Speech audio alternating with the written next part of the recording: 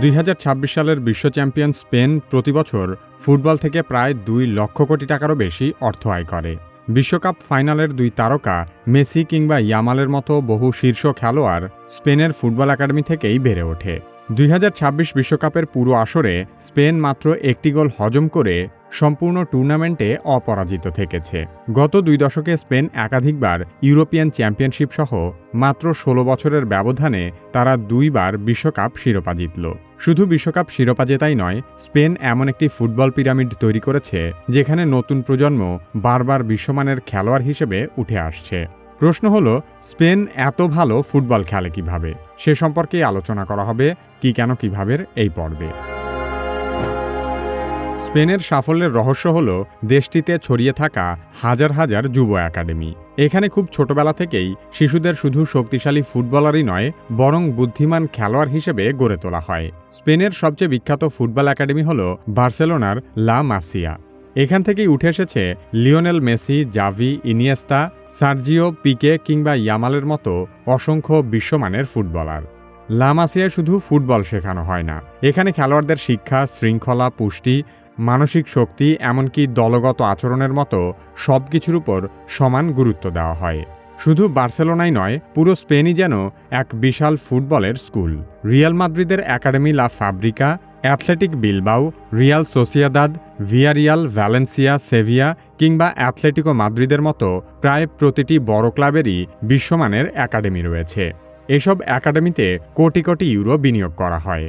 তাই তারা কোনো একজন সুপারস্টারের উপর নির্ভর করে না, বরং স্পেন এমন একটি ব্যবস্থা তৈরি করেছে যেখানে প্রতি কয়েক বছর পর পর এক ঝাঁক নতুন বিশ্বমানের খেলোয়াড় তৈরি হয়। স্পেনের একাডেমিগুলো থেকে উঠে আসা খেলোয়াড়রা শুধু স্পেনের জাতীয় দলেই খেলে না, বর্তমানে বিশ্বের বিভিন্ন দেশের খেলোয়াড় স্পেনের ক্লাব ও একাডেমিতে প্রশিক্ষণ নিয়ে নিজেদের জাতীয় দলে সুযোগ পাচ্ছে। স্পেনের একটি বড় শক্তি হল দেশ জুড়ে প্রায় একই ধরনের ফুটবল দর্শন অনুসরণ করা হয়।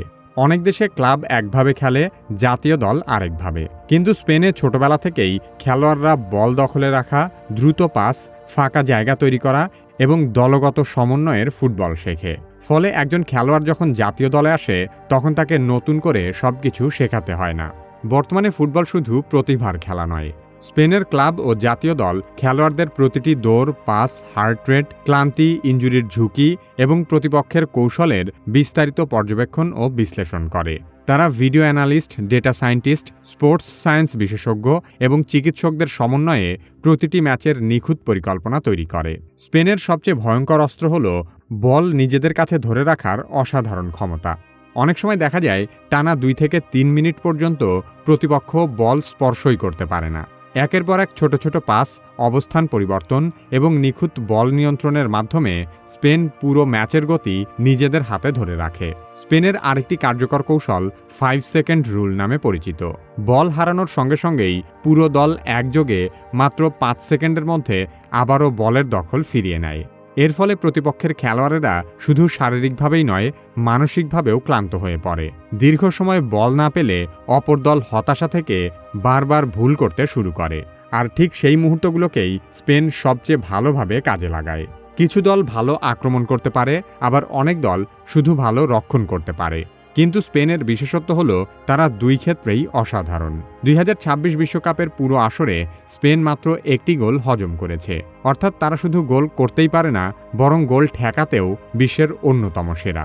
সব মিলিয়ে স্পেনের সাফল্যের পেছনে লুকিয়ে আছে দীর্ঘমেয়াদী পরিকল্পনা, বিশ্বমানের একাডেমি, আধুনিক অবকাঠামো, বিজ্ঞানভিত্তিক প্রশিক্ষণ, শক্তিশালী ক্লাব সংস্কৃতি এবং সমৃদ্ধ ফুটবল দর্শনের সমন্বিত ফল। স্পেনে ফুটবল একটি বিশাল অর্থনৈতিক শিল্প। স্পেনের প্রথম ও দ্বিতীয় বিভাগের পেশাদার ক্লাবগুলোতেই বছরে প্রায় ৭৭,০০০ কোটি টাকার রাজস্ব তৈরি হয়। তাছাড়া ক্লাব, দর্শক, টেলিভিশন, বিজ্ঞাপন, হোটেল, রেস্তোরাঁ, পর্যটন এবং সংশ্লিষ্ট ব্যবসা মিলিয়ে ফুটবল স্পেনের অর্থনীতিতে প্রায় 2 লক্ষ কোটি টাকারও বেশি আর্থিক প্রবাহ তৈরি করে।